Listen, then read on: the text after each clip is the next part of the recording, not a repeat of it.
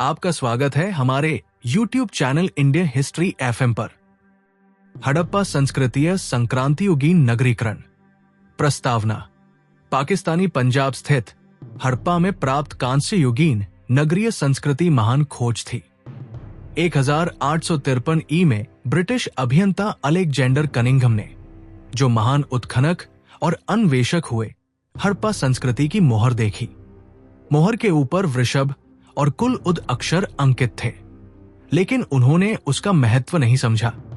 बहुत बाद में 1921 में जब भारतीय पुरातत्वविद दयाराम साहनी ने हड़प्पा की खुदाई शुरू की, तब इसकी संभावनाओं की चर्चा होने लगी। प्राय उसी समय इतिहासकार राखालदास बनर्जी ने सिंध में मोहेंजोदड़ो की खुदाई की। दोनों ने मृणपात्र और अन्य पुरावशेष खोज निकाले, जिनसे विकसित सभ्यता का संकेत मिलता था। 1926 से 1934 ई तक एम.एस. वत्स ने हड़प्पा की खुदाई की। इसकी खुदाई E.J.H. मैके के द्वारा भी हुई। 1934 ई से जॉन मार्शल ने मोहेंजोदड़ो की खुदाई का भार अपने ऊपर ले लिया। 1946 ई में मॉर्टिमर हवीलर ने हड़प्पा की खुदाई की। इस प्रकार स्वतंत्रता और विभाजन के पहले के उत्खनन द्वारा हड़प्पा संस्कृति के अनेक स्थलों के, जहां कांसे का इस्तेमाल होता था, महत्वपूर्ण पुरावशेष प्रकाश में लाए गए। स्वतंत्रता के बाद के समय में भारत और पाकिस्तान दोनों के पुरातत्वविदों ने हड़प्पाई और उससे जुड़े स्थलों की खुदाई की। सूरजभान, एम के धावलिकर, J.P. जोशी, B.B. लाल, S.R. Rao, B.K. Thapar, R.S. Bisht और कुछ अन्य पुरातत्वविदों ने इस सिलसिले में गुजरात, हरियाणा और राजस्थान में काम किया। F.A. खान ने पाकिस्तान में सिंधु घाटी के अंतर्गत कोटदीजी नामक स्थल की खुदाई की और M.R. मुगल ने हकरा तथा प्राककृत संस्कृतियों की खुदाई पर अधिक ध्यान दिया। H. दानी ने पाकिस्तान के उत्तर पश्चिमी सीमांत प्रदेश में गंधार के मकबरों की खुदाई की। अमरीकी, ब्रिटिश, फ्रांसीसी और इतालवी पुरातत्वविदों ने हड़प्पा सहित अनेक स्थलों पर काम किया। अब हमारे पास प्रचुर मात्रा में हड़प्पाई सामग्रियां हैं। यद्यपि उत्खनन और अन्वेषण अभी भी जारी है, सभी विद्वान हड़प्पा संस्कृति के नगरीय स्वरूप पर एकमत है। लेकिन हकरा घग्गर नदी से शिनाख्त हुई सरस्वती नदी की भूमिका और इस संस्कृति के निर्माता की पहचान पर भिन्न भिन्न मत है। हम प्रस्तुत अध्याय में इस पर विचार करेंगे। भौगोलिक विस्तार। सिंधु या हड़प्पा संस्कृति उन अनेकों ताम्रपाषाण संस्कृतियों से पुरानी है जिनका वर्णन पूर्व में किया जा चुका है, लेकिन ये उन संस्कृतियों से कहीं अधिक विकसित है। भाग में हुआ। इसका नाम हड़प्पा संस्कृति पड़ा क्योंकि इसका पता सबसे पहले 192। इस संस्कृति का उदय ताम्रपाषाणिक पृष्ठभूमि में भारतीय उपमहादेश के पश्चिमोत में पाकिस्तान के प्रांत में अवस्थित हड़प्पा नामक आधुनिक स्थल में चला। सिंध के बेहद से स्थल प्राकडपीय संस्कृति का केंद्रीय क्षेत्र बने। परिणाम स्वरूप वो संस्कृति परिपक्व होकर सिंधु और पंजाब में शहरी सभ्यता के रूप में परिणत हुई। इस परिपक्व हड़प्पा संस्कृति का केंद्र स्थल पंजाब और सिंध में, मुख्यतः सिंधु घाटी में पड़ता है। यहीं से इसका विस्तार दक्षिण और पूरब की ओर हुआ। इस प्रकार हड़प्पा संस्कृति के अंतर्गत पंजाब, सिंध और बलूचिस्तान के भाग ही नहीं, बल्कि गुजरात, राजस्थान, हरियाणा और पश्चिमी उत्तर प्रदेश के सीमांत भाग भी थे। इसका फैलाव उत्तर में जम्मू से लेकर दक्षिण में नर्मदा नदी के मुहाने तक और पश्चिम में बलूचिस्तान के मकरान समुद्र तट से लेकर उत्तर पूर्व में मेरठ तक था। यह समूचा क्षेत्र त्रिभुज के आकार का है। इसका पूरा क्षेत्रफल लगभग 299,600 वर्ग किलोमीटर है।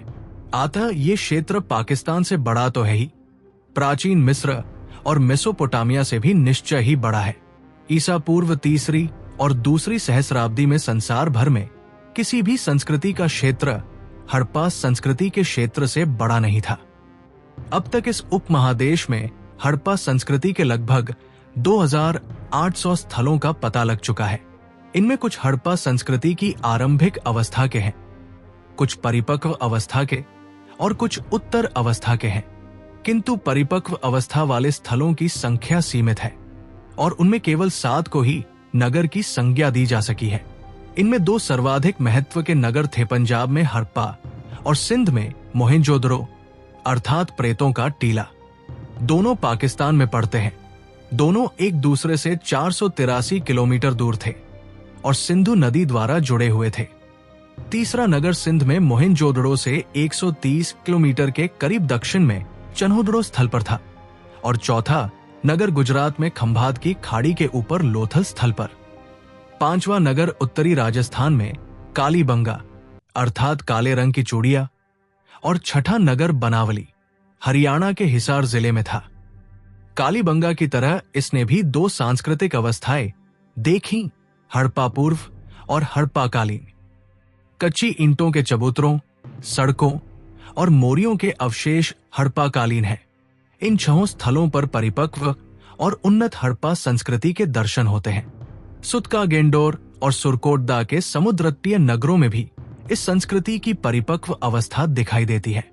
इन दोनों की विशेषता है एक नगर दुर्ग का होना। इसके अतिरिक्त गुजरात के कच्छ क्षेत्र में अवस्थित धोलावीरा में भी किला है और इस स्थल पर हड़प्पा संस्कृति की 3 अवस्थाएं मिलती है। ये तीनों अवस्थाएं राखी ढी में भी मिलती हैं, जो घग्गर नदी पर हरियाणा में स्थित है और धोलावीरा से बड़ा है। उत्तर हड़प्पा अवस्था गुजरात के काठियावाड़, प्रायद्वीप में रंगपुर और रोजदी स्थलों पर पाई गई है। नगर योजना और संरचनाएं। हड्डा संस्कृति की विशेषता थी इसकी नगर योजना प्रणाली। हड़प्पा और मोहेंजोदड़ो दोनों नगरों के अपने अपने दुर्ग थे, जहां शासक वर्ग के लोग रहते थे। प्रत्येक नगर में दुर्ग के बाहर एक उससे निम्न स्तर का शहर था, जहां ईंटों के मकानों में सामान्य लोग रहते थे। इन नगरों में भवनों के बारे में विशिष्ट बात यह थी कि ये जाल, ग्रिड की तरह व्यवस्थित थे। तदनुसार सड़कें एक दूसरे को समकोण बनाते हुए काटती थीं और नगर अनेक खंडों में विभक्त थे। ये बात सभी सिंधु बस्तियों पर लागू थी, चाहे वे छोटी हो या बड़ी। बड़े बड़े भवन हड़प्पा और मोहेंजोदड़ो दोनों की विशेषता है। दूसरा तो भवनों में और भी समृद्ध है। उनके स्मारक बतलाते हैं कि वहां के शासक मजदूर जुटाने और कर संग्रह में परम कुशल थे। ईंटों की बड़ी बड़ी इमारतें देखकर सामान्य लोगों को यह भी लगता होगा कि उनके शासक कितने प्रतापी और प्रतिष्ठावान हैं। मोहेंजोदड़ो का शायद सबसे महत्वपूर्ण सार्वजनिक स्थल है विशाल स्नानागार, जिसका जलाशय दुर्ग के टीले में है। ये ईंटों के स्थापत्य का सुंदर उदाहरण है। ये 11.88 मीटर लंबा, 7.01 मीटर चौड़ा और 2.43 मीटर गहरा है। दोनों सिरों पर तल तक सीढ़ियां बनी हुई है। बगल में कपड़े बदलने के कमरे हैं। स्नानागार का फर्श पकी ईंटों का बना है। पास के कमरे में बड़ा सा कुआं है। इससे पानी निकालकर हौज में डाला जाता था। हौज के कोने में निर्गम मुख है, जिससे पानी बहकर नाले में जाता था। बताया जाता है कि यह विशाल स्नानागार धर्मानुष्ठान संबंधी स्नान के लिए बना होगा, जो भारत में हर धार्मिक कर्म में आवश्यक रहा है। मोहेंजोदड़ो की सबसे बड़ी इमारत है अनाज रखने का कोठार, जो 45.71 मीटर लंबा और 15.23 मीटर चौड़ा है। पर हड़प्पा के दुर्ग में 6 कोठार मिले हैं, जो ईंटों के बने चबूतरों पर 2 पांतों में खड़े हैं। प्रत्येक कोठार 15.23 मीटर लंबा और 6.09 घोर चौड़ा है और नदी के किनारे से कुछ मीटर की दूरी पर है। इन 12 इकाई का समूचा क्षेत्र लगभग 838.1025 वर्ग मीटर होता है, जो लगभग उतना ही होता है जितना मोहेंजोदड़ो के कोठार का है। हड़प्पा के कोठारों के दक्षिण में खुला फर्श है और इस पर 2 कतारों में ईंट के वृत्ताकार चबूतरे बने हुए हैं। स्पष्ट है कि इनका उपयोग फसल दावने के काम में होता था, क्योंकि फर्श की दरारों में गेहूं और जौ के दाने मिले हैं। हड़प्पा में 2 कमरे वाले बैरक भी हैं, जो शायद मजदूरों के रहने के लिए बने थे। कालीबंगा में भी नगर के दक्षिण भाग में ईंटों के चबूतरे मिले हैं, जो शायद कोठारों के लिए बने होंगे। इस प्रकार यह स्पष्ट होता है कि कोठार हड़प्पा संस्कृति के महत्वपूर्ण अंग थे। हड़प्पा संस्कृति के नगरों में पकी ईंटों का इस्तेमाल विशेष बात है, क्योंकि मिग्र के समकालीन भवनों में धूप में सुखाई गई ईंटों का ही प्रयोग हुआ था। समकालीन मेसोपोटामिया में पकी ईंटों का प्रयोग बहुत ही बड़े पैमाने पर हुआ है। मोहनजोदड़ो की जल निकास प्रणाली अद्भुत थी। लगभग सभी नगरों के हर छोटे या बड़े मकान में प्रांगण और स्नानागार होते थे। कालीबंगा के अनेक घरों में अपने अपने कुएं थे। घरों का पानी बहकर सड़कों तक आता, जहां इनके नीचे मोरियां बनी हुई थी। अक्सर ये मोरियां ईंटों और पत्थर की सिल्लियों से ढकी रहती थी। सड़कों की इन मोरियों में नरमोखे, मैनहोल भी बने थे। सड़कों और मोरियों के अवशेष बनावली में भी मिले हैं। कुल मिलाकर स्नानघरों और मोरियों की व्यवस्था अनोखी है। हड़प्पा की निकास प्रणाली तो और भी विलक्षण है। शायद कांस्य युग की दूसरी किसी भी सभ्यता ने स्वास्थ्य और सफाई को इतना महत्व नहीं दिया जितना कि हड़प्पा संस्कृति के लोगों ने दिया। कृषि। सिंधु प्रदेश में आज पहले की अपेक्षा बहुत ही कम वर्षा होती है, इसलिए ये प्रदेश अब उतना उपजाऊ नहीं रहा। यहाँ के समृद्ध देहातों और शहरों को देखने से प्रकट होता है कि प्राचीन काल में ये प्रदेश खूब उपजाऊ था। अब यहाँ केवल 15 सेंटीमीटर वर्षा होती है। ईसा पूर्व 4वीं सदी में सिकंदर का एक इतिहासकार बता गया है कि सिंध इस देश के उपजाऊ भागों में गिना जाता था। पूर्व काल में सिंधु प्रदेश में प्राकृतिक वनस्पति संपदा अधिक थी, जिसके कारण यहाँ अधिक वर्षा होती थी। यहाँ के वनों से ईंटें पकाने और इमारत बनाने के लिए लकड़ी बड़े पैमाने पर इस्तेमाल में लाई जाती थी। लंबे अरसे तक खेती का विस्तार, बड़े पैमाने पर चराई और ईंधन के लिए लकड़ी की खपत होते रहने से यहाँ की प्राकृतिक वनस्पति संपदा क्षीण होती गई। इस प्रदेश की उर्वरता का विशेष कारण शायद सिंध नदी से हर साल आने वाली बाढ़ थी। गांव की रक्षा के लिए खड़ी की गई पकी ईंट की दीवारों से प्रकट होता है कि बाढ़ हर साल आती थी। सिंध नदी मिस्र की नील नदी की अपेक्षा कहीं अधिक जलोढ़ मिट्टी बहाकर लाती थी और इसे बाद वाले मैदानों में छोड़ जाती थी। जैसे नील ने मिस्र का निर्माण और वहां के लोगों का भरण पोषण किया, वैसे ही सिंधु नदी ने सिंध क्षेत्र का निर्माण और वहां के लोगों का भरण पोषण किया। सिंधु सभ्यता के लोग बाढ़ उतर जाने पर नवंबर के महीने में बाढ़ वाले मैदानों में बीज बो देते थे और अगली बाढ़ के आने से पहले अप्रैल महीने में गेहूं और जी की अपनी फसल काट लेते थे। यहां कोई फावड़ा या फाल तो नहीं मिला है, लेकिन कालीबंगा की प्राक-हड़प्पा अवस्था में जो कंड, हलरेखा देखे गए हैं, उनसे अनुमान लगाया जाता है कि हड़प्पा काल में राजस्थान में हल जोते जाते थे। हड़प्पाई लोग शायद लकड़ी के हलों का प्रयोग करते थे। इस हल को आदमी खींचते थे या बैल, इस बात का पता नहीं है। फसल काटने के लिए शायद पत्थर के हंसियों का प्रयोग होता था।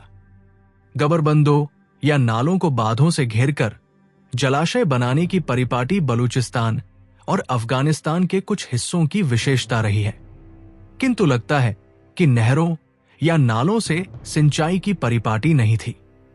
हड़प्पाई गांव, जो अधिकतर बाढ़ वाले मैदानों में थे, प्रचुर अन्न उपजा लेते थे, जो न केवल उनकी अपनी आवश्यकता की पूर्ति के लिए बल्कि खेती के काम से मतलब न रखने वाले नगर निवासी शिल्पियों, व्यापारियों और सामान्य नागरिकों की जरूरत पूरी करने के लिए भी पर्याप्त होता था। सिंधु सभ्यता के लोग गेहूं, जौ, राई, मटर आदि अनाज पैदा करते थे। वे 2 किस्म का गेहूं और जौ उगाते थे। बनावली में मिला जो बढ़िया किस्म का है। इनके अलावा वे तिल और सरसों भी उपजाते थे। परंतु हड़प्पाकालीन लोथल में रहने वाले हड़प्पाइयों की स्थिति भिन्न रही है। लगता है कि लोथल के लोग 1800 ई. पू. में ही चावल उपजाते थे, जिसका अवशेष वहां पाया गया है। मोहनजोदड़ो और हड़प्पा में और शायद कालीबंगा में भी अनाज बड़े बड़े कोठारों में जमा किया जाता था। संभवतः किसानों से राजस्व के रूप में अनाज लिया जाता था और वो पारिश्रमिक चुकाने और संकट की घड़ियों में काम के लिए कोठारों में जमा किया जाता था। ये बात हम मेसोपोटामिया के नगरों के दृष्टांत से कह सकते हैं, जहां मजदूरी में जौ दिया जाता था। सबसे पहले कपास पैदा करने का श्रेय सिंधु सभ्यता के लोगों को है। चूंकि कपास का उत्पादन सबसे पहले सिंधु क्षेत्र में ही हुआ, इसलिए यूनान के लोग इसे सिंडन कहने लगे, जो सिंधु शब्द से निकला है।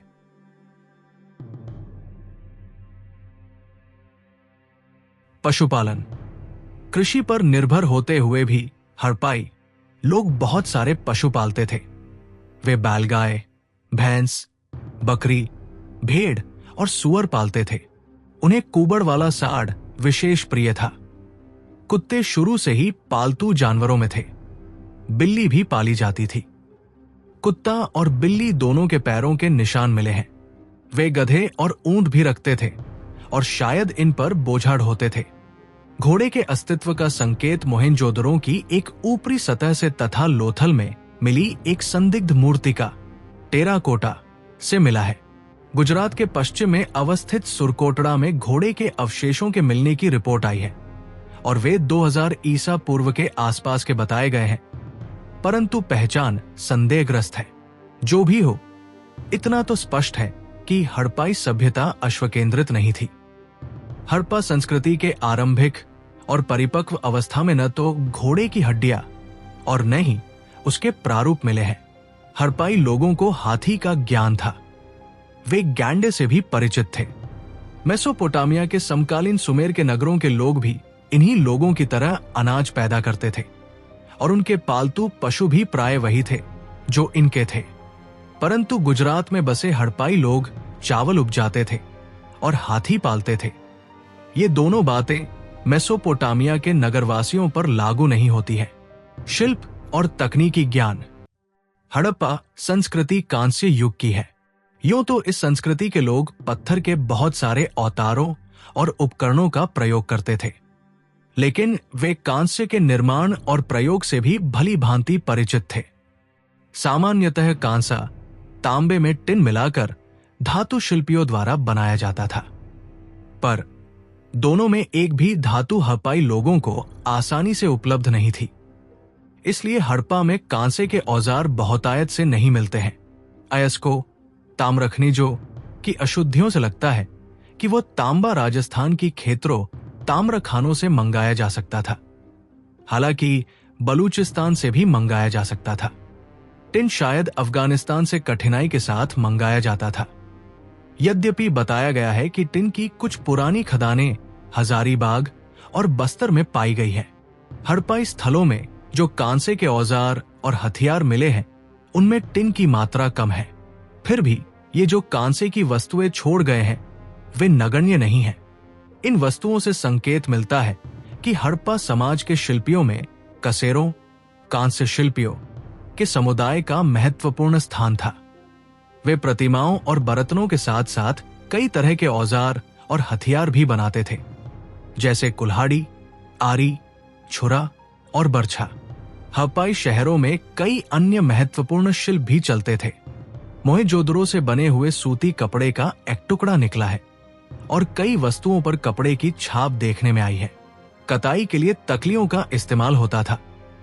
बुनकर ऊनी और सूती कपड़ा बनते थे। ईंटों की विशाल इमारतें बताती है कि स्थापत्य राजगिरी महत्वपूर्ण शिल्प था। इससे राजगीरों, स्थापतियों के वर्ग के अस्तित्व का भी आभास मिलता है। हड़प्पाई लोग नाव बनाने का काम भी करते थे। जैसा कि आगे बताया जाएगा, मिट्टी की मोहरें बनाना और मिट्टी की पुतलियां बनाना भी महत्वपूर्ण शिल्प थे। स्वर्णकार चांदी, सोना और रत्नों के आभूषण बनाते थे। सोना, चांदी संभवतः अफगानिस्तान से और रत्न दक्षिण भारत से आते थे। हड़प्पाई कारीगर मणियों के निर्माण में भी निपुण थे। कुम्हार के चाक का खूब प्रचलन था और हड़प्पाई लोगों के मृत भांडों की अपनी खास विशेषताएं थी। ये भांडों को चिकने और चमकीले बनाते थे। व्यापार। सिंधु सभ्यता के लोगों के जीवन में व्यापार का बड़ा महत्व था। इसकी पुष्टि हड़प्पा, मोहेंजोदड़ो और लोथल में अनाज के बड़े बड़े कोठारों के पाए जाने से ही नहीं होती, बल्कि बड़े भूभाग में ढेर सारी मिट्टी की मोहरों, सील, एकरूप लिपि और मानकीकृत मापतौलों के अस्तित्व से भी होती है। हड़प्पाई लोग सिंधु सभ्यता क्षेत्र के भीतर पत्थर, धातु, हड्डी आदि का व्यापार करते थे। लेकिन वे जो वस्तुएं बनाते थे उनके लिए अपेक्षित कच्चा माल उनके नगरों में उपलब्ध नहीं था। वे धातु के सिक्कों का प्रयोग नहीं करते थे। संभव है कि वे सारे आदान प्रदान विनिमय द्वारा करते हों। अपने तैयार माल और संभवतः अनाज भी नावों और बैलगाड़ियों पर लाद कर पड़ोस के इलाकों में ले जाते और उन वस्तुओं के बदले धातुएं ले आते। वे अरब सागर के तट पर जहाजरानी करते थे। वे पहिया से परिचित थे और हड़प्पा में ठोस पहियों वाली गाड़ियां प्रचलित थी। लगता है कि हड़प्पाई लोग किसी न किसी प्रकार के आज के इक्के का इस्तेमाल करते थे, पर उनमें आरेदार पहिए नहीं थे। हड़प्पाई लोगों का व्यापारिक संबंध राजस्थान के एक क्षेत्र से था और अफगानिस्तान और ईरान से भी। उन्होंने उत्तरी अफगानिस्तान में अपनी वाणिज्य बस्ती स्थापित की थी, जिसके सहारे उनका व्यापार मध्य एशिया के साथ चलता था। उनके नगरों का व्यापार दजला फरात प्रदेश के नगरों के साथ चलता था। बहुत सी हड़प्पाई मुहरें मेसोपोटामिया की खुदाई में निकली हैं और प्रतीत होता है कि हड़प्पाई लोगों ने मेसोपोटामियाई नागरिकों के कई प्रसाधनों का अनुकरण किया है। हड़प्पाई लोगों ने लाजवर्द मणि, लापिस लाजुली का सुदूर व्यापार चलाया था। अवश्य ही इस मणि से शासक वर्ग की सामाजिक प्रतिष्ठा बढ़ती होगी। 2350 ईसा पूर्व के आसपास और उसके आगे के मेसोपोटामियाई अभिलेखों में मेलुहा के साथ व्यापारिक संबंध की चर्चा है। मेलहा सिंध क्षेत्र का प्राचीन नाम है। मेसोपोटामिया के पुरालेखों में दो मध्यवर्ती व्यापार केंद्रों का उल्लेख मिलता है, दिलमन और मकन। ये दोनों मेसोपोटामिया और मेलहा के बीच में है। दिलमन की पहचान शायद फारस की खाड़ी के बहरैन से की जा सकती है। उस बंदरगाह नगर में हजारों करे खुदाई का इंतजार कर रही है। राजनीतिक संगठन। हमें हड़प्पा के राजनीतिक संगठन का कोई स्पष्ट आभास नहीं है, किंतु यदि सिंधु सभ्यता की सांस्कृतिक एकता पर ध्यान दिया जाए तो ऐसी एकता किसी केंद्रित सत्ता के बिना संभव नहीं हुई होगी। यदि हड़प्पाई सांस्कृतिक अंचल को राजनीतिक अंचल भी समझा जाए तो इस उपमहादेश ने मौर्य साम्राज्य की स्थापना से पूर्व इतनी बड़ी राजनीतिक इकाई कभी नहीं देखी। इस इकाई की अद्भुत दृढ़ता इसी से स्पष्ट हो जाती है कि ये लगभग 600 वर्षों तक निरंतर कायम रही।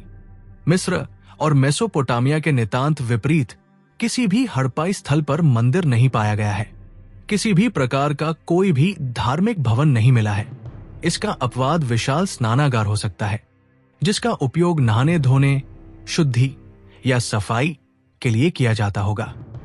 हड़प्पा अंचल में धार्मिक विश्वासों और आचारों में एकरूपता नहीं है, इसलिए यह सोचना गलत होगा कि हड़प्पा में पुरोहितों का वैसा ही शासन था जैसा कि निचले मेसोपोटामिया के नगरों में था।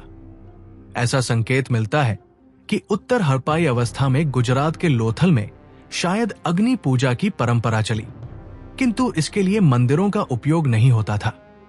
शायद हड़प्पाई शासकों का ध्यान विजय की ओर उतना नहीं था जितना वाणिज्य की ओर, और हड़प्पा का शासन संभवतः वणिक वर्ण के हाथ में था।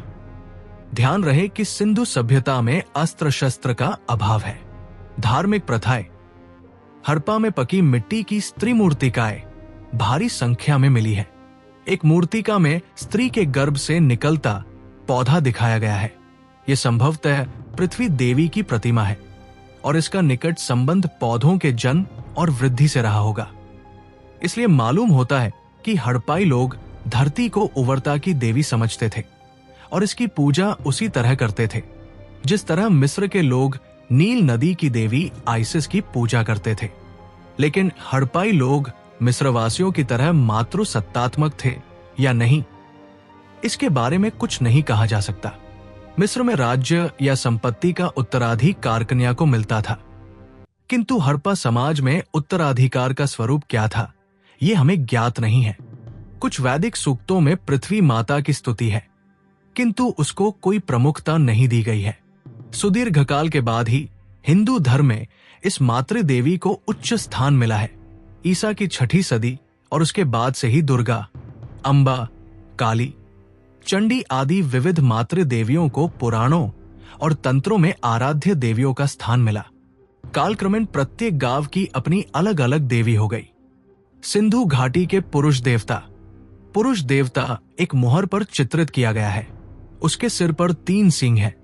वो एक योगी की ध्यान मुद्रा में एक टांग पर दूसरी टांग डाले बैठा पद्मासन लगाए दिखाया गया है। उसके चारों ओर एक हाथी, एक बाघ और एक गैंडा है। आसन के नीचे एक भैंसा है और पांवों पर 2 हरिण हैं।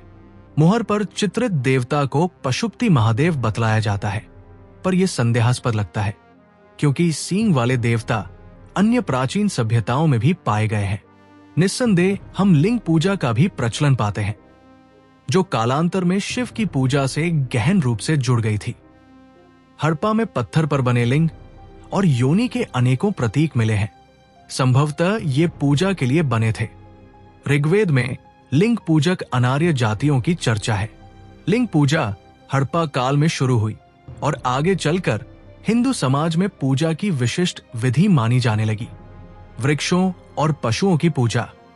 सिंधु क्षेत्र के लोग वृक्ष पूजा भी करते थे। एक मुहर सील पर पीपल की डालों के बीच विराजमान देवता चित्रित है। इस वृक्ष की पूजा आज तक जारी है। हड़प्पा काल में पशु पूजा का भी प्रचलन था। कई पशु मुहरों पर अंकित है। इनमें सबसे महत्व का है एक सींग वाला जानवर यूनिकॉर्न, जो गैंडा हो सकता है। उसके बाद महत्व का है कुबड़ वाला सार। आज भी जब ऐसा सार बाजार की गलियों में चलता है तो धर्मात्मा हिंदू इसे रास्ता दे देते हैं। इसी तरह सींग वाले देवता के चतुर्दक पशुओं की उपस्थिति से प्रकट होता है कि उनकी भी पूजा होती थी। इन बातों से स्पष्ट होता है कि सिंधु प्रदेश के निवासी वृक्ष, पशु और मानव के स्वरूप में देवताओं की पूजा करते थे, परंतु वे अपने इन देवताओं के लिए मंदिर नहीं बनाते थे, जैसा कि प्राचीन मिस्र और मेसोपोटामिया में बनाया जाता था। धर्मोपासना सूचक वस्तुओं के रहते हुए भी हड़प्पा के नगरीकरण को धर्म से जोड़ना ठीक न होगा, जो बात कांस्य युग के अन्य नगरीय समाजों पर भी लागू होती है। जब तक सिंधु लिपि पढ़ी नहीं जाती तब तक हड़प्पाई लोगों के धार्मिक विश्वासों के बारे में कुछ नहीं कहा जा सकता है। ताबीज बड़ी तादाद में मिले हैं। शायद हड़प्पाई सोन विश्वास करते थे कि भूत प्रेत उनका अनिष्ट कर सकते हैं और इसीलिए उनसे में अनेकों तंत्र मंत्र या जादू टोने दिए गए हैं और रोगों का तथा भूत प्रेतों को भगाने बचने के लिए ताबीज पहनते थे। आर्यतर परंपरा से संबद्ध माने जाने वाले अध्ययनवद के लिए तावीद बताए गए हैं। हड़प्पाई लिपि। प्राचीन मेसोपोटामियाइयों की तरह हड़प्पाई लोगों ने भी लेखन कला का आविष्कार किया था।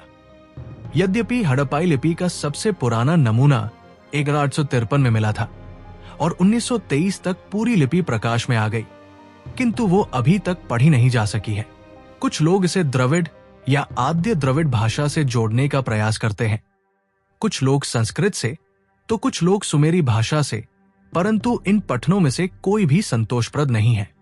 लिपि न पढ़े जाने के कारण साहित्य में हड़प्पाई लोगों का क्या योगदान रहा, कुछ कहा नहीं जा सकता। हम उनके विचारों और विश्वासों के बारे में भी कुछ नहीं कह सकते हैं। पत्थर की मुहरों और अन्य वस्तुओं पर हड़प्पाई लेखन के लगभग 4000 नमूने हैं।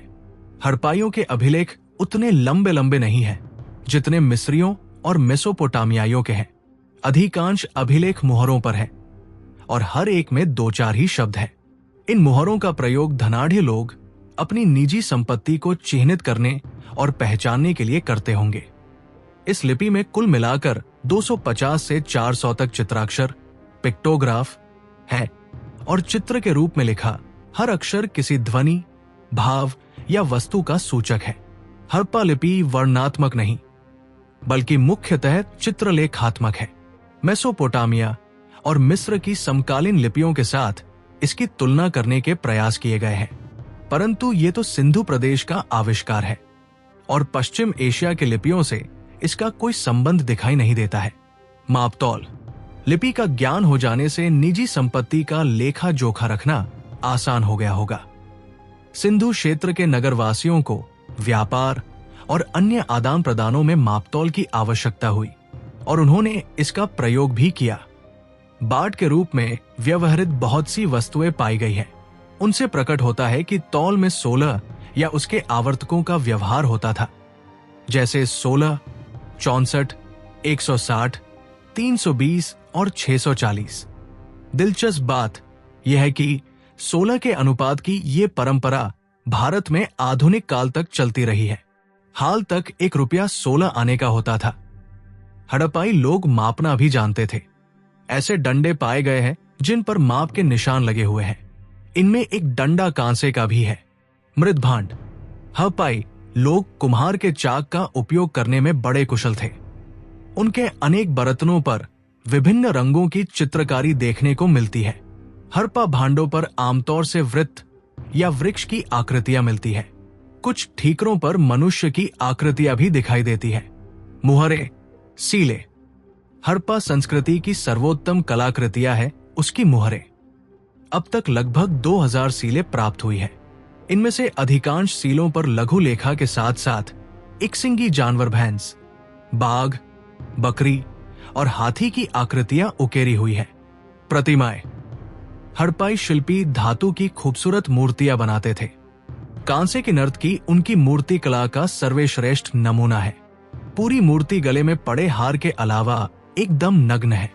कुछ हड़प्पाई प्रस्तर प्रतिमाएं मिली है। सैलखड़ी की एक मूर्ति के बाएं कंधे तथा दाएं हाथ के नीचे अलंकृत वस्त्र है और सिर के पीछे उसके बालों की छोटी लटें बनी हुई पट्टिका द्वारा संवारी गई है। मृण मूर्तिकाएं। सिंधु प्रदेश में भारी संख्या में आग में पकी मिट्टी की बनी मूर्तिकाएं, जो टेराकोटा कहलाती है, मिली है। इनका प्रयोग या तो खिलौने के रूप में या पूज्य प्रतिमाओं के रूप में होता था। इनमें पक्षी, कुत्ते, भेड़, गाय, बैल और बंदर की प्रतिकृतियां मिलती है। पुरुषों और स्त्रियों की प्रतिकृतियां भी मिली है, जिनमें पुरुषों से स्त्रियों की संख्या अधिक है। जहां मुहरे और प्रतिमाएं मंजी दक्षता के साथ बनाई गई है, वही ये मृण मूर्तियां बहुत ही सरल कलाकृतियां हैं। इन दोनों कोटियों के शिल्पों के बीच जो अंतर है वो इनका इस्तेमाल करने वाले वर्गों के बीच अंतर का सूचक है। प्रथम कोटि की कलाकृतियों का उपयोग उच्च वर्ग के लोगों में होता था और द्वितीय कोटि का जनसामान्य में। प्रस्तर शिल्प में हड़प्पा संस्कृति पिछड़ी हुई थी। प्राचीन मिस्र और मेसोपोटामिया की तरह यहां हम कोई महान प्रस्तर प्रतिमा नहीं पाते हैं। उद्भव, उत्थान और अवसान। परिपक्व हड़प्पा संस्कृति का अस्तित्व मोटे तौर पर 2550 ईसा पूर्व और 1900 ईसा पूर्व के बीच रहा। लगता है अपने अस्तित्व की परी अवधि भर ये संस्कृति एक ही प्रकार के औजारों, हथियारों और घरों का प्रयोग करती रही। सारी जीवन पद्धति है, एकरूपता बनी रही। वही नगर योजना, वही मुहरें, वही मृण मूर्तियां और लंबे लंबे चटफलक दिखाई देते रहे। लेकिन इस अपरिवर्तनीयता पर बहुत अधिक जोर देना ठीक नहीं होगा। हमें मोहनजोदड़ो की मृदभांड कला में समय समय पर परिवर्तन भी दिखाई देते हैं। ईसा पूर्व 19वीं सदी में आकर इस संस्कृति के 2 महत्वपूर्ण नगर हड़प्पा और मोहनजोदड़ो लुप्त हो गए। लेकिन अन्य स्थानों में हड़प्पा संस्कृति धीरे धीरे क्षीण हुई और क्षीण होते होते भी गुजरात, राजस्थान, हरियाणा और पश्चिम उत्तर प्रदेश के अपने सीमांत क्षेत्रों में लंबे समय तक जीवित रही। हड़प्पा संस्कृति का उद्भव जानना जितना कठिन है उतना ही कठिन उसका अंत जानना है। कई हड़प्पा पूर्व बस्तियों के अवशेष पाकिस्तान के निचले सिंध और बलूचिस्तान प्रांत में तथा राजस्थान के कालीबंगा में मिले हैं। हड़प्पा पूर्व किसान उत्तर गुजरात के नागवाड़ा में भी रहते थे। परंतु किस तरह इन देशी बस्तियों से परिपक्व हड़प्पा संस्कृति उद्भूत हुई, ये बात स्पष्ट नहीं है। नहीं हमें इस बात का कोई स्पष्ट प्रमाण मिलता है कि इस उपमहादेश के हड़प्पाई नगरों के पनपने में किसी बाहरी प्रभाव का हाथ था। हो सकता है कि हड़प्पा की शहरी संस्कृति के विकास में मेसोपोटामिया के नगरों से कुछ प्रेरणा मिली हो, परंतु हड़प्पा संस्कृति देशी ढंग की थी, इस बात में कोई शंका नहीं है। इसमें कई ऐसे तत्व हैं जो इसे पश्चिम एशिया की समकालीन संस्कृतियों से पृथक करते हैं। सिंधु सभ्यता के नगरों की योजना जाल पद्धति की है और इसमें सड़कों, नालियों और मलकुंडों की अच्छी व्यवस्था है।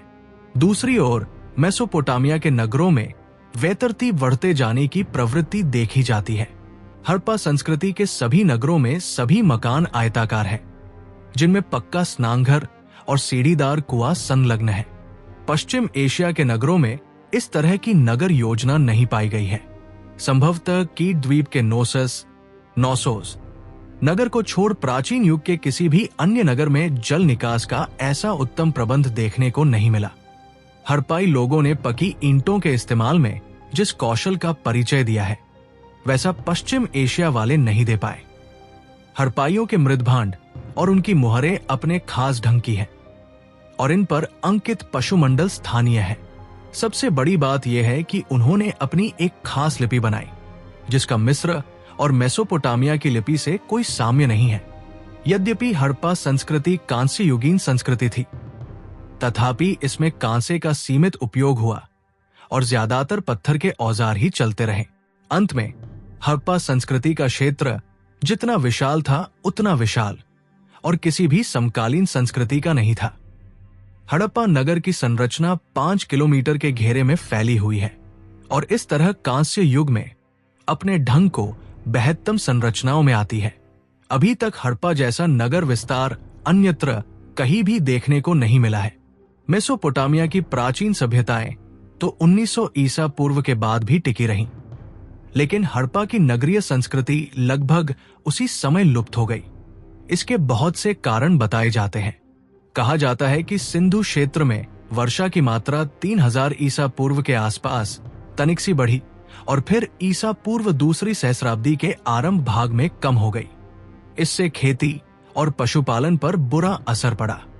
कुछ लोगों का मत है कि पड़ोस के रेगिस्तान के फैलने से मिट्टी में लवणता बढ़ गई और उर्वरता घटती गई। इसी से सिंधु सभ्यता का पतन हो गया।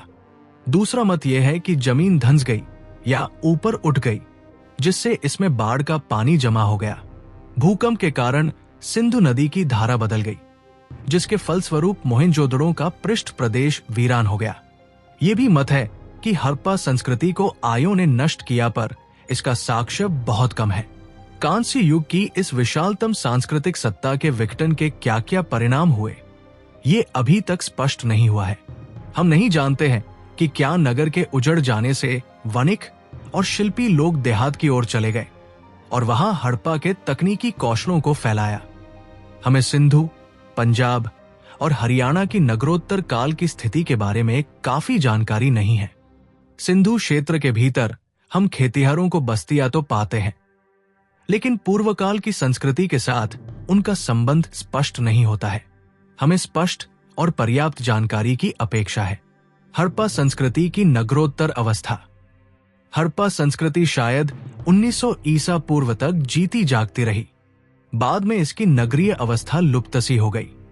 परिपक्व संस्कृति के परिचायक थे सुव्यवस्थित नगर निवेश, व्यापक स्तर पर ईंटों की संरचनाएं, लेखन कला, मानक बाटमाप, दुर्गनगर और निम्न स्तरीय शहरों के बीच अंतर, कांसे के औजारों का इस्तेमाल और काले रंग की आकृतियों से चित्रित लाल मृद भांड का निर्माण। इसकी शैलीगत एकरूपता समाप्त हो गई और शैली में भारी विविधता आ गई। नगरोत्तर हड़प्पा संस्कृति के कुछ लक्षण पाकिस्तान में, मध्य एवं पश्चिमी भारत में तथा पंजाब, राजस्थान, हरियाणा, जम्मू और कश्मीर, दिल्ली और पश्चिम उत्तर प्रदेश में भी दिखाई देते हैं। इनका काल लगभग 1900 ईसा पूर्व से 1200 ईसा पूर्व तक हो सकता है। हड़प्पा संस्कृति की नगरोत्तर अवस्था को उपसिंधु संस्कृति भी कहते हैं। पहले इस संस्कृति को हड़प्पोत्तर बताया जाता था, पर अब ये उत्तर हदंड संस्कृति के नाम से अधिक जाना जाता है। उत्तर हड़प्पा संस्कृतियां मूलतः ताम्रपाषाणिक है, जिनमें पत्थर और तांबे के औजारों का उपयोग होता था। इनमें धातु के ऐसे ही उपकरण बनते थे जिनकी ढलाई आसान है, फिर भी कुल्हाड़ी, छेनी, कंगन, वक्र अस्तूरा, बंसी और बरछा मिलते हैं।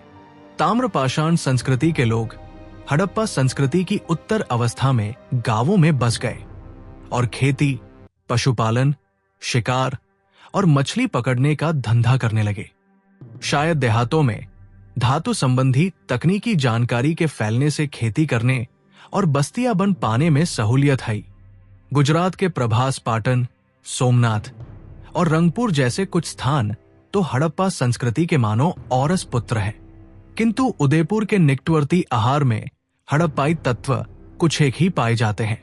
गिलंद में, जो आहार संस्कृति का स्थानीय केंद्र जैसा लगता है, ईंटों की संरचनाएं भी मिली हैं, जिन्हें लगभग 2000 ईसा पूर्व और 1500 ईसा पूर्व के बीच रखा जा सकता है। हालांकि पकाई हुई ईंटों के मिलने की खबर भगवानपुरा की उत्तर हड़प्पाई अवस्था के बारे में दी गई है, पर ईंट वाले स्तर का काल निर्धारण संदेहास्पद है। हाँ, पश्चिमी उत्तर प्रदेश में बुलंदशहर जिले के लाल किला के गैरिक मृदभांड OCP स्थल पर चंद ईंटें मिली हैं। फिर भी हड़प्पाई तत्व का प्रभाव मालवा की उस ताम्रपाषाण संस्कृति लगभग 1700 से 1200 ईसा पूर्व पर, जिसकी सबसे बड़ी बस्ती नवदाटोली में है, बहुत कम है। जोरवे स्थलों पर भी, जो तापी, गोदावरी और भीमा की घाटी में पाए गए हैं, यही बात लागू होती है। जोरवे बस्तियों में सबसे बड़ी है दैमाबाद की बस्ती, जो करीब 22 हेक्टेयर में बसी है और जहां 4000 आबादी हो सकती है। इसका स्वरूप आद्य नगरीय कहा जा सकता है, लेकिन अधिकांश जोरवे बस्तियां गांव ही है। नगरोत्तर हड़प्पाई बस्तियां स्वात घाटी में मिली है। यहाँ वे लोग पशुचारण के साथ साथ अच्छी खेती और पशुपालन भी करते थे। वे मंद चाल वाले चाक पर बने काला धूसर ओबदार मृद भांडों का प्रयोग करते थे। ये मृद भांड ईसा पूर्व 3री सहस्राब्दी और उसके बाद के उन मृद भांडों से मिलते हैं जो उत्तरी ईरान के पठार से प्राप्त हुए हैं। स्वात घाटी के निवासी भी चाक पर लाल पर काले रंग वाले मृद भांड तैयार करते थे, जो आरंभिक नगरोत्तर काल के मृद भांडों से निकट संबंध जताते थे। इनसे प्रकट होता है कि हड़प्पा से संबंध नगरोत्तर संस्कृति से इनका संबंध था। इसलिए स्वात घाटी को उत्तर हड़प्पा संस्कृति का उत्तरी छोर मान सकते हैं। भारत स्थित पंजाब, हरियाणा, उत्तर प्रदेश और जम्मू में भी कई उत्तर हड़प्पा स्थलों की खुदाई हुई है। इनमें जम्मू में मंडा, पंजाब में चंडीगढ़ और संघोल, हरियाणा में दौलतपुर और उत्तर प्रदेश में आलमगीरपुर और हुलास उल्लेखनीय है। जान पड़ता है कि हड़प्पाई लोगों ने चावल की खेती तब शुरू की जब वे हरियाणा में दौलतपुर और उत्तर प्रदेश के सहारनपुर जिले में हुलास पहुंचे। रागी उत्तर भारत के किसी भी हड़प्पा स्थल में अभी तक नहीं देखा गया है।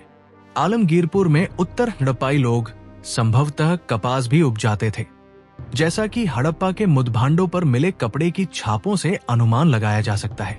उत्तरी और पूर्वी क्षेत्रों के उत्तर हड़प्पा स्थलों में जो चित्रित हड़प्पाई मृदभांड पाए गए हैं, उनमें आकृतियां अपेक्षाकृत सरल हो गई हैं। हालांकि कुछ नए पात्र प्रकार भी मिलते हैं।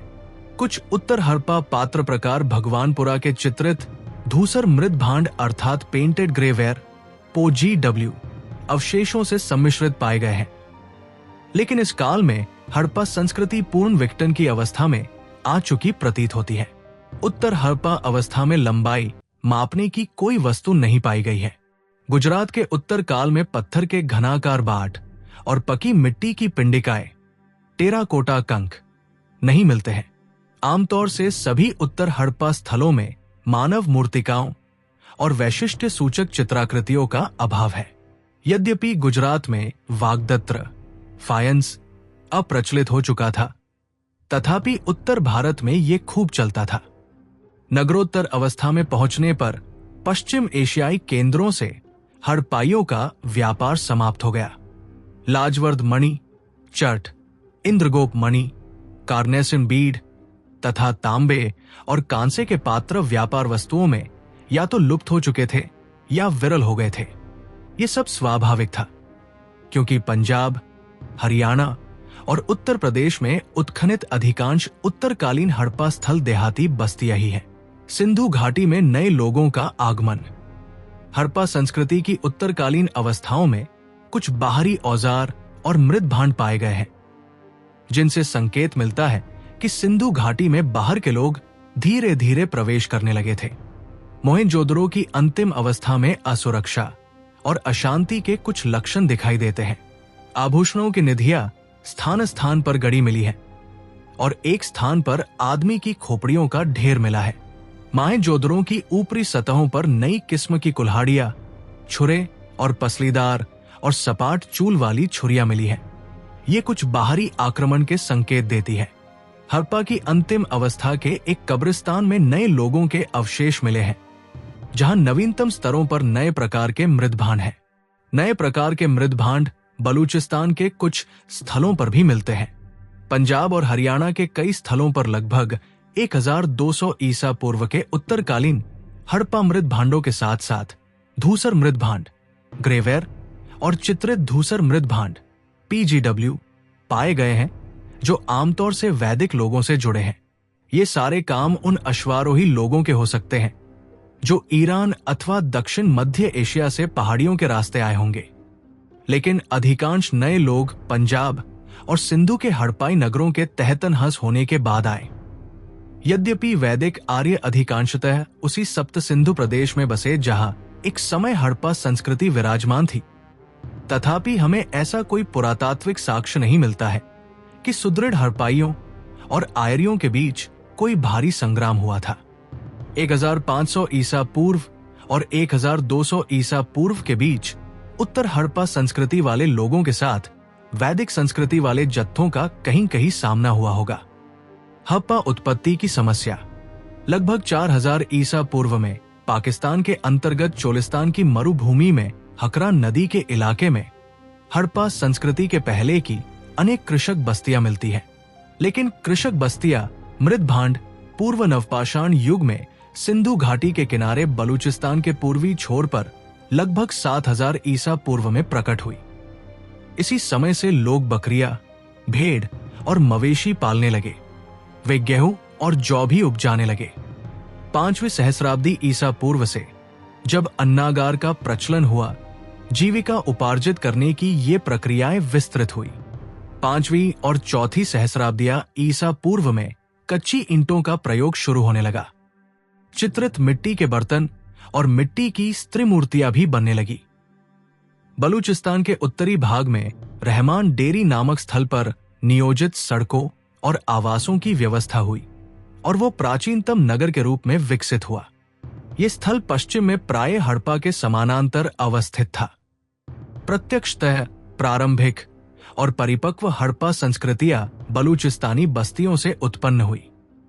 कभी कभी हड़प्पा संस्कृति के उद्भव का श्रेय मुख्यतः प्राकृतिक पर्यावरण को दिया जाता है। आज हड़प्पा क्षेत्र का पर्यावरण शिल्प और कृषि के लिए अनुकूल नहीं है, लेकिन 3री सहस्राब्दी ईसा पूर्व में वहां का वातावरण शुष्क नहीं था। हमारे पास इन बातों के साक्ष्य हैं कि 3000 से 2000 ईसा पूर्व में सिंधु में भारी वर्षा होती थी और सिंधु नदी और उसकी सहायक नदी सरस्वती में, जिसकी पहचान सिंधु की सूखी नदी हकरा से की जाती है, पानी का अच्छा बहाव था। कभी कभी सिंधु संस्कृति को सरस्वती संस्कृति कहते हैं, लेकिन हड़प्पाई हकरा में पानी का बहाव यमुना और सतलज की देन था। ये दोनों नदियां हिमालय में विवर्तनिक परिवर्धन के कारण कुछ शताब्दियों तक सरस्वती से मिली रही। इसलिए हड़प्पा संस्कृति को बढ़ावा देने काश्रेय सिंधु के साथ इन दोनों नदियों को भी मिलना चाहिए, न कि केवल सरस्वती को। इसके अतिरिक्त सिंधु क्षेत्र में भारी वर्षा होने के साक्ष्य को नकारा नहीं जा सकता है। क्या हड़प्पा संस्कृति वैदिक थी? कभी कभी हड़प्पा संस्कृति को ऋग्वैदिक कहते हैं, लेकिन इस संस्कृति की मुख्य विशेषताओं का उल्लेख ऋग्वेद में नहीं मिलता है। नियोजित नगर, शिल्प, वाणिज्य और ईंटों की बनी बड़ी बड़ी संरचनाएं परिपक्व हड़प्पा संस्कृति की विशेषताएं हैं। ऋग्वेद में ये विशेषताएं नहीं है। जैसा कि आगे देखेंगे, प्रारंभिक वैदिक जन कृषि के साथ पशुपालन करते थे। वे ईंटों का प्रयोग नहीं करते थे। प्रारंभिक वैदिक जन हड़प्पा संस्कृति के प्राय संपूर्ण क्षेत्र में रहते थे, लेकिन वे लोग अफगानिस्तान में भी रहते थे। हड़प्पा संस्कृति की परिपक्व नगर अवस्था 2500 ईसा पूर्व से 1900 ईसा पूर्व तक बनी रही, लेकिन ऋग्वेद का काल लगभग 1500 ईसा पूर्व माना जाता है। इसके अतिरिक्त हड़प्पा संस्कृति के लोगों और वैदिक लोगों को बिल्कुल समान वनस्पतियों और पशुओं की जानकारी थी। ऐसा कोई प्रमाण नहीं मिलता। ऋग्वेद में केवल जौ का उल्लेख है, लेकिन हड़प्पा संस्कृति के लोगों को गेहूं, तिल और मटर की भी जानकारी थी। हड़प्पा संस्कृति के लोग गैंडा से परिचित थे, लेकिन ये वैदिक लोगों को अज्ञात था। बाघ के साथ भी यही बात है। वैदिक जन के मुखिया अश्व सवार होते थे। यही कारण है कि इस पशु का ऋग्वेद में 215 बार उल्लेख हुआ है, लेकिन हड़प्पा नगरवासियों को घोड़ों की जानकारी शायद ही थी। हड़प्पाई मृन्मूर्तिकाओं में हाथी मिलता है, लेकिन प्राचीनतम वेद में यह घोड़े की तुलना में महत्वहीन है। हड़प्पा संस्कृति के लोगों को लेखन कला ज्ञात थी। उनकी लिखाई को, जिसे सिंधु लिपि कहते हैं, अभी तक पढ़ा नहीं जा सका है। इस प्रकार हड़प्पा संस्कृति के लोगों की भाषा के बारे में हमें स्पष्ट अनुमान नहीं है, लेकिन प्रारंभिक वैदिक जन हिंदार्य भाषा बोलते थे, जिसके भिन्न भिन्न रूप अभी भी दक्षिण एशिया में प्रचलित है। निरंतरता की समस्या। कुछ विद्वान हड़प्पा संस्कृति के बने रहने की चर्चा करते हैं और दूसरे विद्वान इसके नगरीकरण से देहातीकरण में परिवर्तन पर विचार करते हैं। चूंकि नगरीय संस्कृति हड़प्पा संस्कृति की मौलिक विशेषता थी, अतएव उसके समाप्त हो जाने पर हम इस संस्कृति के बने रहने की बात नहीं सोच सकते हैं। इसी प्रकार हड़प्पा संस्कृति के नगरों का देहातीकरण साधारण रूपांतरण नहीं है। इसका अर्थ यह हुआ कि 1500 वर्षीय के लिए नगर, लिपि और पकी ईंटों का लोप हो गया। ध्यान देने योग्य बात यह है कि ये तत्व उत्तर भारत में कुषाण काल के नगरों के अंत के बाद लुप्त नहीं हुए थे।